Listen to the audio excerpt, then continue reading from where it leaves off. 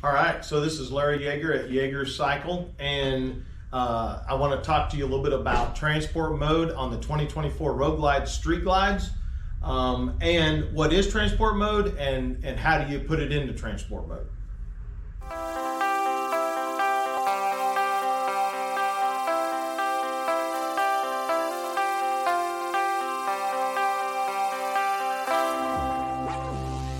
All right, so what is transport mode?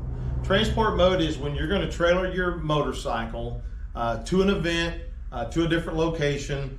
Even if you have the security fob in the vehicle, the system is still going to be looking for the fob, activating security system, shutting it off, activating it, shutting it off. So it will eventually run the battery down. If you do not put the fob with the vehicle and you're trailering it, it's going to flash the signals the whole entire time because of the movement of the vehicle.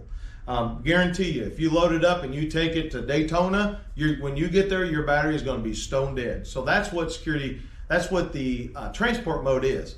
All right, so now how do you put it into transport mode on 2024 Road Glide Street Glides? Really super easy.